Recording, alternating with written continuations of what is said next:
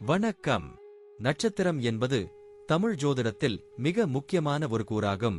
ஒவ்வொரு நபரின் பிறந்த நேரத்தில் சந்திரன் விண்மீன் பந்தலின் எந்த பகுதியைச் சுற்றி சுழலுகிறானோ அந்த இடத்திற்கு ஏற்பவே அந்த நபரின் பிறந்த நட்சத்திரம் நிர்ணயிக்கப்படுகிறது. மொத்தம் 27 நட்சத்திரங்கள் உள்ளன. அவை ஒவ்வொன்றும் தனித்தனியான இயல்புகளும் ஆற்றல்களும் கொண்டவை. சந்திரன் ஒவ்வொரு நட்சத்திரத்திலும் சுமார் ஒரு நாளும் சில மணி நேரங்களும் தங்குகிறான். எனவே ஒரு நபரின் பிறந்த நேரத்தை துல்லியமாக கண்டறிந்தால் அவர் எந்த நட்சத்திரத்தில் பிறந்துள்ளார் என்பதையும் சரியாக கணிக்கலாம். நட்சத்திரம் ஒரு நபரின் உணர்வுகள், மனநிலை, பேசும் முறை, ஆழ்ந்த சிந்தனை திறன், குடும்ப வாழ்க்கை, கல்வி, தொழில், திருமண வாழ்க்கை, உடல் நலன் மற்றும் வாழ்க்கையின் முன்னேற்றம் போன்ற பல அம்சங்களில் நேரடியான தாக்கம் ஏற்படுத்தும். ஜாதகத்தில் சூரியன், சந்திரன் மற்றும் பிற கிரகங்களின் நிலைகளை பார்க்கும் போதும் சந்திரன் எவ்விடத்தில் இருக்கிறான் என்பதை மிக முக்கியமாக கருத்தில் எடுத்துக் கொள்கின்றனர்.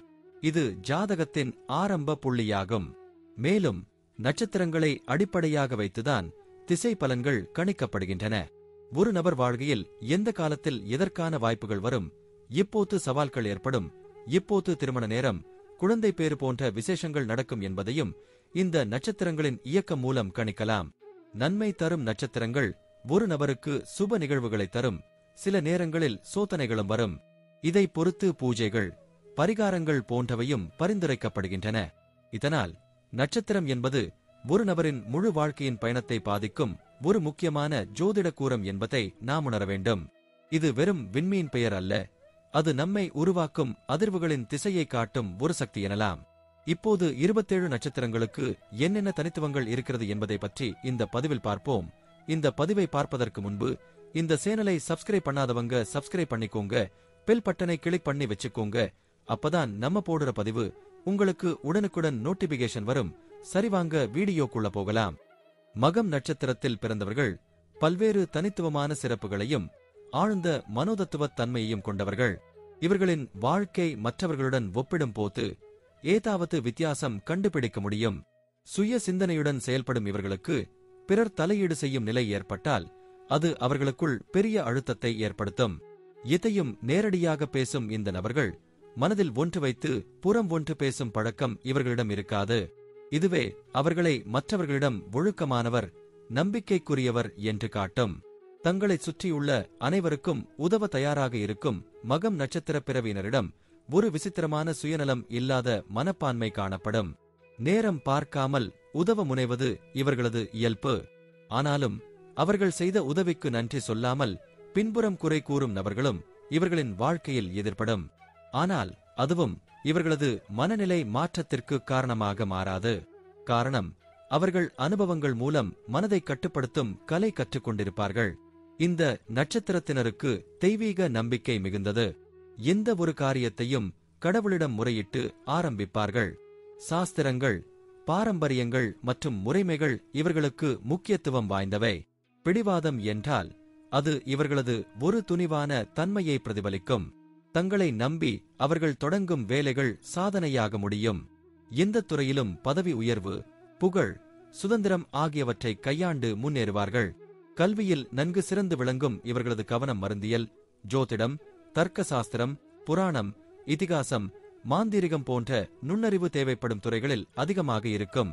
மேலோட்ட அறிவு இவர்களுக்கு திருப்தி அளிக்காது. ஆழ்ந்த தேடல், விவாதம், பகுத்தறிவுடன் அணுகும் மனப்பாங்கு இவர்களை ஒரு தனிச்சிறப்பான நிலைக்கு கொண்டு செல்லும்.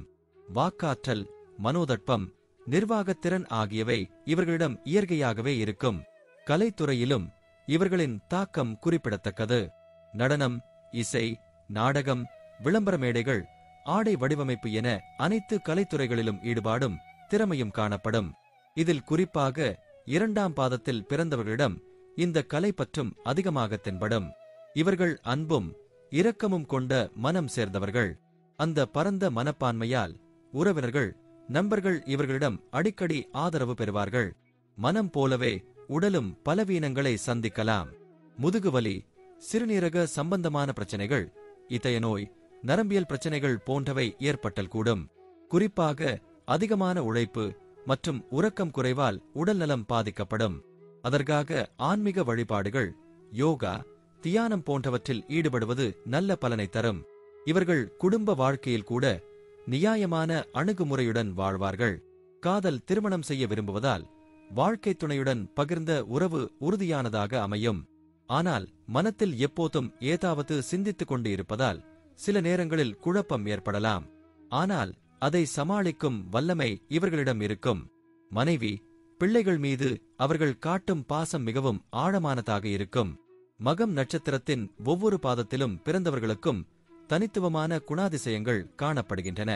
செவ்வாய் அதிபதியாக இருக்கும் முதல் பாதத்தில் பிறந்தவர்கள் சொத்து குவிப்பு ஆசையுடன் அழகான தோற்றம் மற்றும் ஈர்க்கும் தன்மை கொண்டவர்கள். சுக்கிரனின் ஆட்சி உள்ள இரண்டாம் பாதத்தில் பிறந்தவர்கள் கலை, தகவல் தொடர்பு போன்ற துறைகளில் பிரகாசிப்பவர்கள். புதன் ஆளும் மூன்றாம் பாதத்தில் இருப்பவர்கள் புத்திசாலி, தெய்வீக நம்பிக்கையுடன் உறுதியான குடும்ப நிலை காண்பவர்கள். சந்திரன் ஆளும் நான்காம் பாதத்தில் பிறந்தவர்கள் பேராசை, ஆடம்பரம், பொறாமை போன்ற உணர்வுகளை கொண்டாலும் தங்களை உயர்த்தும் முயற்சியில் ஈடுபடுவார்கள். மகம் நட்சத்திரக்காரர்கள் தங்களது தோஷங்கள் மற்றும் உடல் நோய்களை அகற்ற விரும்பினால் திண்டுக்கல் மாவட்டம் விராலிப்பட்டியில் உள்ள அருள்மிகு மகாலிங்கேஸ்வரர் திருக்கோயிலுக்கு சென்று வழிபடுவது மிகவும் பயனுள்ளதாகும். இந்த கோயிலில் மாசி மகம் அன்று நடைபெறும் சிறப்பு பூஜைகள் மற்றும் நெய்தீப ஒளியால் ஆன்மீக சக்தியை பெருக்கலாம். இது போன்ற வழிபாடுகள் அவர்களின் வாழ்க்கையில் அமைதியை, நிம்மதியை மற்றும் நோய் நிவாரணத்தை தரும். மொத்தத்தில் மகம் நட்சத்திரத்தில் பிறந்தவர்கள் சுயநம்பிக்கையுடனும் உண்மைத்தன்மையுடனும் செயல்படும் சக்தி வாய்ந்த ஆளுமைகள். இவர்களது வாழ்க்கை கஷ்டங்களை தாண்டி உயரம் நோக்கி செல்லும் பாதையாகும். ஏனெனில் அவர்கள் பின்பற்றும் தர்மமும் தெய்வ நம்பிக்கையும் அவர்களது அடித்தள சக்தியாகும். நன்றி. இப்ப நான் சொன்ன அனைத்து விஷயங்களும் பொதுப்பலன் மட்டுமே. உங்களுடைய சுய ஜாதக அடிப்படையில் சில விஷயங்கள் மாறுபட்டு நடப்பதற்கு வாய்ப்புகள் உண்டு. இருந்தாலும் பெரும்பாலான விஷயங்கள் நான் கூறியபடியே உங்க வாழ்க்கையில் நடைபெறும். இந்த வீடியோ உங்களுக்கு பிடித்திருந்தால் நான் அடுத்த பாகம் 2 எடுக்க தயாராக உள்ளேன். பாகம் 2 வேண்டும் என்றால் பாகம் 2 என்று டைப் செய்யவும். பெரும்பாலான நண்பர்கள் பாகம் 2 வேண்டும் என்றால் விரைவில் பாகம் 2 வீடியோ பதிவு செய்கிறேன். இந்த வீடியோ உங்களுக்கு பிடித்திருந்தால் லைக், ஷேர் மற்றும் சப்ஸ்கிரைப் செய்யுங்கள். பக்கத்தில் உள்ள ஆல் பட்டனை கிளிக் பண்ணி வைத்துக் கொள்ளுங்கள். அப்பொழுதுதான் நாங்கள் போடும் வீடியோ உங்களுக்கு உடனுக்குடன் நோட்டிபிகேஷன் வரும். உங்களுடைய எதிர்கால வெற்றிக்கு என்னோட வாழ்த்துக்கள். நன்றி. வாழ்க வளமுடன்.